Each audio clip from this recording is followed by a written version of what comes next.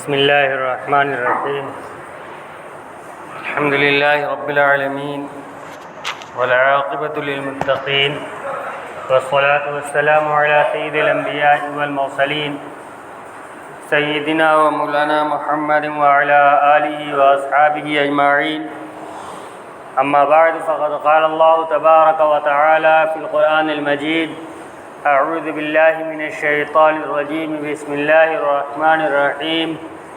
محمد رسول الله والذين معه أشداء على الكفار رحماء بينهم تراهم ركعا سجدا يبتغون فضلا من الله ورضوانا سيماهم في وجوههم من أثر السجود ذلك مثلهم في التوراة ومثلهم في الإنجيل كزرع أخرج شطأه فآزره فاستغلظ فاستوى على سوقه يعجب الزراع ليغيظ بهم الكفار وعد الله الذين آمنوا وعملوا الصالحات منهم مغفرة وأجرا عظيما. وقال الله تبارك وتعالى: والسابقون الأولون من المهاجرين والأنصار والذين اتبعوهم بإحسان رضي الله عنهم ورضوا عنه وأعد لهم جنات تجري تحتها الأنهار. وقال الله تبارك وتعالى: لا يستوي منكم من أنفق من قبل الفتح وقاتل أولئك أعظم درجة عند الله وكلا وعد الله الحسنى والله بما تعملون خبير. صدق اللہ العظیم. میرے محترم بزرگوں اور عزیز ساتھیوں، محرم الحرام کا مہینہ چل رہا ہے اور محرم الحرام کے مہینے سے متعلق اسلامی تاریخ کے اندر اور انسانی تاریخ کے اندر بہت سارے واقعات رونما ہوئے ہیں، جس میں گزشتہ ہفتے میں نے چند چیزیں شمار کرائی تھی جو انسانی تاریخ سے متعلق تھی. اسلام کی تاریخ کے اندر بھی محرم کے مہینے میں بہت سارے واقعات رونما ہوئے. ان واقعات میں سے ایک واقعہ حضرت حسین رضی اللہ تعالی عنہ کی شہادت کا ہے. حضرت حسین رضی اللہ تعالی عنہ حضرت نبی اکرم صلی اللہ علیہ وسلم کے بہت چہیتے تھے. صرف حسین رضی اللہ تعالی عنہ نہیں بلکہ حضرات حسنین، حضرت حسن حضرت حسین رضی اللہ تعالی عنہما دونوں، اور آپ صلی اللہ علیہ وسلم ان سے بہت محبت فرماتے تھے. لہذا حضرت حسین رضی اللہ تعالی عنہ کے اوپر ظلم کا ہونا یہ اسلامی تاریخ کا ایک سیاہ باب ہے، اس سے کسی کو انکار نہیں. لیکن اس کے نتیجے میں جو چیزیں وجود میں آئیں مسلمانوں کے اندر وہ قابل قبول نہیں. حسین رضی اللہ تعالی عنہ کے ساتھ محبت کے نتیجے میں ان کا ماتم منانا، ان کے نام پر تعزیہ داری کرنا، ان کے نام پر اور دوسری خرافات کے اندر ملوث ہونا، اس کی شریعت اجازت نہیں دیتا. اللہ کے نبی صلی اللہ علیہ وسلم نے فرما دیا: من احدث فی امرنا ھذا ما لیس منہ فہو رد. جو شخص ہمارے اس دین کے اندر کوئی نئی چیز ایجاد کرے جو اس دین میں سے نہ ہو تو وہ چیز مردود ہے. یہ بات ذہن میں رکھیے گا. اس وقت میری گفتگو کا مقصد کسی کو برا بھلا کہنا، کسی کے اوپر طعنہ کرنا، کسی کو آئینہ دکھانا مقصود نہیں ہے. اس وقت میری گفتگو کا مقصد یہ ہے کہ ہم صحیح چیز کو پہچانیں اور صحیح پر عمل کریں. اس لیے کہ ہماری آخرت ہمارے ساتھ جائے گی، دوسرے کی آخرت دوسرے کے ساتھ جائے گی، وہ جانے اس کا کام جانے. لیکن جب تک آدمی کسی چیز کے اوپر آدمی کو شرعی صدر نہ ہو جائے تب تک اس کے لیے عمل کرنا اس پر مشکل ہوتا ہے. ایک ماحول بنا ہوا ہے کہ ہم تو حضرت حسین رضی اللہ تعالی عنہ کی محبت کی وجہ سے آج کا دن غم کے ساتھ گزارتے ہیں، ہمیں احساس ہوتا ہے۔ تم کیا کرتے ہو؟ کیسے پتہ لگے کہ تم بھی محبت کرنے والے ہو؟ یہ سوال کل رات میں میرے پاس آیا۔ ہم تو یہ کرتے ہیں، آپ کیا کرتے ہو؟ تو سب سے پہلی چیز ہماری بات تو یہ ہے، تو ہم تو وہ کرتے ہیں، عاشورہ کے دن ہم وہ کام کرتے ہیں جس کی تعلیم ہمیں نبی اکرم صلی اللہ علیہ وسلم نے دی ہے۔ نبی اکرم صلی اللہ علیہ وسلم نے آج کے دن سے متعلق 2 تعلیم دی ہے۔ پہلے 10 عاشورہ کے دن روزہ رکھا جائے، اس کے ساتھ ایک دن ملا کر 9ویں اور یا 11ویں کو ملا کر 2 دن روزہ رکھا جائے۔ دوسرے، عاشورہ کے دن اپنے گھر والوں کے ساتھ وسعت کا معاملہ کیا جائے، اس دن کھانا اچھا پکایا جائے۔ یہ 2 کام ہیں جو نبی علیہ السلام نے کرنے کے بتلائے ہیں۔ اس کے علاوہ باقی جتنی چیزیں اس وقت معاشرے کے اندر پائی جا رہی ہیں محبت کے نام پر، وہ سب کے سب بعد میں ایجاد کی گئی ہیں۔ یہ تو یقینی ہے، اس لیے کہ شہادت کا واقعہ ہی بعد میں واقع ہوا ہے، لہذا اس سے متعلق جتنی چیزیں ہیں وہ سب بعد میں ہی آئی ہیں۔ اب میں اس تاریخ کے اندر جانا نہیں چاہتا کہ تعزیہ کیسے آئی۔ تیمور بادشاہ کے زمانے میں ہندوستان میں تعزیہ آئی ہے، وہ بھی مخصوص، بہت بعد میں عام طور پر تعزیہ کا رواج ہوا ہے۔ نبی صلی اللہ علیہ وسلم نے فرما دیا ہے، من احدث فی امرنا ھذا ما لیس منہ، جو اس میں سے نہ ہو، جو دین نہ ہو اور آدمی اس کو دین سمجھ کر ایجاد کر لے، وہ مردود ہے۔ جب ہم یہ کہتے ہیں کہ جو کام ہو رہا ہے وہ غلط ہے، تو ہم سے کہا جاتا ہے کیا حضرت حسین رضی اللہ تعالیٰ عنہ کی شہادت صحیح تھی؟ تم اس کو صحیح مانتے ہو؟ 2 چیزیں الگ الگ ہیں۔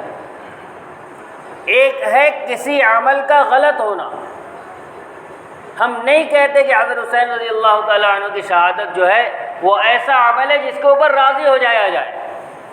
یقیناً یہ ایسا عمل ہے کہ جو لوگ اس کے مجرم ہیں اللہ تبارک و تعالیٰ ان کی پکڑ فرمائے گا۔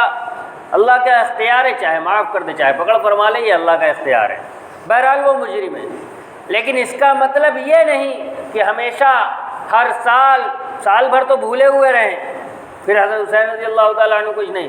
جیسے ہی محرم کا مہینہ داخل ہوا پھر سینہ بھی پیٹنا شروع ہو گیا، اور پھر ہم حضرت حسین رضی اللہ تعالیٰ عنہ ایسے شیدا ہوئے کہ اب ہمارے یہاں کوئی اچھی خوشی کی تقریب بھی نہیں ہوگی، ہم ایک دوسرے سے قاعدے سے ملاقات بھی نہیں کریں گے، ہر وقت غم۔ 11 مہینے کے اندر کیا ہوا تھا؟ حسین رضی اللہ تعالیٰ عنہ کی شہادت ابھی واقع نہیں ہوئی تھی۔ جو واقعہ پیچھے ہو جائے اس کے اوپر غمگین ہونا یہ الگ چیز ہے، اور غم منانا الگ چیز ہے۔ نبی اکرم صلی اللہ علیہ وسلم نے غم منانے سے منع فرمایا ہے، غمگین ہونے سے منع نہیں فرمایا ہے۔ ہمیں اس بات کا غم ہے کہ حضرت حسین رضی اللہ تعالیٰ عنہ کے ساتھ جو معاملہ ہوا وہ نہیں ہونا چاہیے تھا۔ غم ہونا منع نہیں ہے، غم منانا منع ہے۔ جو آج ہو رہا ہے یہ سب غم منانا ہے، اور غم منانے سے نبی علیہ السلام نے منع فرمایا ہے۔ آپ صلی اللہ علیہ وسلم ایک مرتبہ تشریف لے گئے ایک صحابی کے گھر، وہاں غالباً اپنی بیٹی کے گھر گئے تھے، نواسے کا انتقال ہو گیا۔ نواسے کا انتقال ہو گیا تو آپ کی آنکھ سے آنسو جاری ہو گئے۔ اس وقت نواسا آپ کے گود میں تھا، تو جو ساتھ میں صحابی تھے کہا یہ کیا حضرت، آپ ہمیں تو منع فرماتے ہیں، آپ خود رو رہے ہیں، آپ ہمیں ماتم کرنے سے نوحہ کرنے سے منع فرماتے ہیں۔ تو آپ نے ارشاد فرمایا کہ یہ وہ رحم ہے جو اللہ تبارک و تعالیٰ نے انسان کے دل کے اندر رکھا ہے۔ آنکھ اور دل سے، آنکھ کے ذریعے سے جو آنسو جاری ہو جائے اور دل غمگین ہو جائے یہ منع نہیں ہے۔ کیفیت طاری ہو جائے جس کی وجہ سے آنکھ سے آنسو گر جائے اور دل کے اندر غم پیدا ہو جائے یہ منع نہیں ہے۔ کیا منع ہے؟ اعضاء و جوارح سے کپڑے پھاڑنا، ماتم کرنا، زبان سے کچھ کہنا، زبان سے شکوہ شکایت کرنا، یہ منع کیا گیا ہے۔ اظہار ہو جائے یہ منع نہیں ہے، اظہار کرنا منع ہے۔ دوسرے الفاظ میں کہیں غم آئے گا آنکھ سے آنسو جاری ہو جائے گا۔ جو لوگ ماتم کرتے ہیں، ماتم مناتے ہیں، ان کی آنکھ کے اوپر اور ان کی دل کے اوپر اس کا کوئی اثر نہیں ہوتا۔ وہ تو ماحول بنایا جاتا ہے اور اس کو اس طریقے سے بیان کیا جاتا ہے کہ لگے کہ واقعہ ہو رہا ہے اور لوگ غمگین ہو جائیں، ورنہ مجلس کے اندر رہتے ہیں تب تک اثر رہتا ہے، مجلس سے اٹھے بات ختم۔ وہ مقرر کا کمال ہے کہ اس نے غم کے اندر مبتلا کر دیا، ورنہ حالات جو گزر چکا ہے اس کے اوپر غم کہیں نہیں ہوتا۔ تو میں عرض یہ کر رہا تھا کہ جب ہم یہ کہتے ہیں کہ آج کے دن غم نہیں منانا چاہیے تو ہم سے کہا جاتا ہے کہ حضرت حسین رضی اللہ عنہ کی شہادت صحیح تھی۔ ہم نہیں کہتے کہ وہ صحیح تھی اور اس پر راضی ہو جایا جائے، یقیناً غلط ہوا، لیکن عمل شریعت پہ کیا جائے گا۔ محبت کا مطلب یہ نہیں ہے کہ حد سے تجاوز کر جایا جائے۔ اسلام نے ہر چیز کا طریقہ سکھلایا ہے اور صحابہ رضی اللہ تعالیٰ عنہم نے اس پر عمل کر کے دکھلایا ہے۔ حضرت ام حبیبہ رضی اللہ تعالیٰ عنہ زوجہ مطہرہ ہیں، حضرت نبی اکرم صلی اللہ علیہ وسلم کی بیوی۔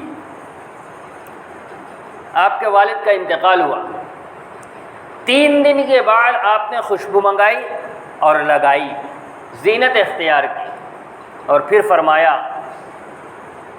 کہ نبی اکرم صلی اللہ علیہ وسلم کے اس دنیا سے پردہ فرما جانے کے بعد مجھے خوشبو کی کوئی ضرورت نہیں، مجھے کسی طرح کے زینت کی کوئی ضرورت نہیں۔ میں نے آج جو خوشبو لگائی ہے وہ یہ بتلانے کے لیے لگائی ہے کہ نبی اکرم صلی اللہ علیہ وسلم نے منع فرمایا ہے کہ کسی انسان کے لیے جائز نہیں ہے کہ اپنے کسی مردے کے لیے، مرنے والے کے لیے 3 دن سے زیادہ غم منائے، سوائے اس عورت کے جس کا خاوند انتقال کر دیا۔ عمل کر کے دکھلایا۔ تو جو کام صحابہ رضی اللہ تعالی عنہم نے کر کے دکھلایا، جو طریقہ نبی اکرم صلی اللہ علیہ وسلم نے دکھلایا، وہ یہ ہے غم کے اظہار کا حق 3 دن ہے، 3 دن کے بعد نہیں۔ لہذا کوئی محبت اہل بیت میں، اہل بیت سے محبت کیوں ہے؟ کیونکہ نبی صلی اللہ علیہ وسلم کے خاندان کے لوگ ہیں۔ نبی اکرم صلی اللہ علیہ وسلم کے خاندان کی محبت میں نبی اکرم صلی اللہ علیہ وسلم کی نافرمانی کی جائے، یہ عقل تسلیم نہیں کرتی۔ عقل کا تقاضا یہ ہے کہ اہل بیت سے محبت اس نسبت کی وجہ سے ہے جو نبی صلی اللہ علیہ وسلم کے ساتھ ان کو حاصل ہے، تو ان کے ساتھ محبت کا تقاضا یہ ہے کہ ان تعلیمات پر عمل کیا جائے جو نبی علیہ السلام نے دی، اور وہ تعلیم یہ ہے کہ غم منانے کی اجازت نہیں ہے۔ غمگین ہونا الگ چیز ہے، یہ میں شروع سے کہہ رہا ہوں، غمگین ہونا الگ چیز ہے اور غم منانا الگ چیز ہے۔ غمگین ہونے سے منع نہیں فرمایا نبی علیہ الصلوۃ والسلام نے، اور جس کو غم ہوتا ہے، جو غمگین ہوتا ہے، وہ حالات اور تاریخ کا محتاج نہیں ہوتا۔ جس کو اس بات کا احساس ہوگا کہ حضرت حسین رضی اللہ تعالیٰ عنہ کے ساتھ ظلم ہوا ہے، وہ جب بیٹھے گا، جب سوچے گا، اس کو غم ہوگا، اس کو 10 محرم کی تاریخ کا انتظار نہیں کرنا پڑے گا غمگین ہونے کے لیے، وہ اپنے آپ آئے گا۔ قلبی کیفیت ہے جس کے اوپر کسی کا اختیار نہیں ہوتا۔ تو آج اس مہینے کے تعلق سے جتنی چیزیں رائج ہیں اس وجہ سے کہ یہ غم کا مہینہ ہے، سب غلط ہے۔ چاہے وہ شادی بیاہ کی تقریب کا نہ کرنا ہو، چاہے اس کے علاوہ اور دوسرے اچھے اعمال ہیں جو آج کے اس مہینے میں نہیں کیے جاتے۔ اس مہینے کو تو اللہ تبارک و تعالیٰ نے محترم بنایا تھا، آج مسلمانوں نے اللہ سے مقابلہ کرتے ہوئے اس کو منحوس بنا دیا، اس کو غم کا مہینہ بنا دیا۔ اللہ سے مقابلہ نہیں کیا جائے گا۔ یہ مہینہ محترم تھا، ہے اور قیامت تک رہے گا۔ لہذا اس مہینے کے ساتھ جو یہ تصور ہے، اس تصور کو ہمیں اپنے دل سے نکالنا ہے، اور جو معمول چل رہا ہے لوگوں کا، اس سے اپنے آپ کو الگ کرنا ہے۔ عملاً بھی اور عقیدتاً بھی، دونوں اعتبار سے اپنے آپ کو الگ کرنا ہے۔ اس لیے کہ اگر ہم نے شرما شرمی کے اندر بھی ان کا ساتھ دیا تو ہمارا شمار بھی انہی کے ساتھ ہو جائے گا، تماش بینی کے لیے ان کے ساتھ کھڑے ہو گئے تب بھی ہمارا شمار انہی کے ساتھ ہو جائے گا۔ وہ تو حالات ایسے پیدا ہو گئے کہ وہ جتنی خرافات ہوتی رہی ہیں وہ اس وقت بند ہیں حالات کی وجہ سے۔ حالات جب سازگار ہوں گے تو سب دوبارہ اپنی جگہ پر واپس لوٹ آئے گا۔ اس وقت ہمیں کیا کرنا ہے؟ ہمیں اپنے آپ کو ان چیزوں سے بچا کر رکھنا ہے۔ اللہ کے نبی صلی اللہ علیہ وسلم نے ارشاد فرمایا، من کثر سواد قوم فہو منہم، جس نے کسی قوم کی جمعیت کے اندر اس کی تعداد کے اندر اضافہ کیا وہ بھی انہی میں سے۔ ہم تماشے کے لیے کھڑے ہوتے ہیں تو ہم ان کی تعداد کو بڑھا رہے ہیں، لہذا ہمیں اس سے بچنا ہے۔ اور دوسری چیز، غم حسین کے نام پر جتنے کام ہو رہے ہیں اس میں کچھ ایسے بھی ہیں جو شرکیہ ہیں، جیسے اولاد کی طلب کے لیے اس کا سہارا لینا۔ کیسے لیا جاتا ہے مجھے معلوم نہیں، بہرحال لیا جاتا ہے، یہ اتنا علم ہے کہ لیا جاتا ہے، کیسے یہ نہیں معلوم۔ یہ شرکیہ عقیدہ ہے۔ اولاد دینا اور نہ دینا یہ صرف اور صرف اللہ تبارک و تعالیٰ کا حق ہے اور اللہ تبارک و تعالیٰ کا عمل ہے۔ اللہ نے قرآن کے اندر ارشاد فرمایا ہے، یَهَبُ لِمَن یَشَاءُ اِنَاثًا وَیَهَبُ لِمَن یَشَاءُ الذُّکُورَ اَوْ يُزَوِّجُهُمْ ذُکْرَانًا وَإِنَاثًا وَیَجْعَلُ مَن یَشَاءُ عَقِیمًا۔ اللہ تبارک و تعالیٰ جس کو چاہتے ہیں لڑکی دیتے ہیں، یَهَبُ لِمَن یَشَاءُ اِنَاثًا، اور جس کو چاہتے ہیں لڑکا دیتے ہیں، اور جس کو چاہتے ہیں دونوں دیتے ہیں، وَيَجْعَلُ مَن يَشَاءُ عَقِیمًا، اور جس کو چاہتے ہیں بانجھ بنا دیتے ہیں، کچھ نہیں دیتے۔ یہ عمل صرف اللہ تبارک و تعالیٰ کا ہے اور صرف وہیں سے اولاد ملتی ہے، اس کے علاوہ کہیں اور سے نہیں ملتی۔ اگر کسی کا عقیدہ اس کے خلاف ہے تو اس کو اپنے عقیدے کی فکر کرنی چاہیے۔ میں یہ کہہ رہا تھا کہ اس کے اندر جو اعمال ہو رہے ہیں اس میں بدعات تو ہے ہی، ساتھ ہی ساتھ کہیں کہیں شرک بھی پایا جاتا ہے، لہذا ایسی چیزوں سے اپنے آپ کو بچا کر رکھا جائے، ایسی مجالس کے اندر شرکت کرنے سے بھی بچا جائے۔ کرنے کا کام صرف دو ہے، اور باقی جتنی چیزیں رائج ہیں سب کے سب شریعت کے اندر اضافہ ہے، اور شریعت کے اندر اضافہ مردود ہے، بدعت ہے۔ ایک تو روزہ رکھنا 9ویں 10ویں یا 10ویں 11ویں، اور دوسرے 10ویں محرم الحرام کو گھر کے اندر اچھا کھانا بنانا۔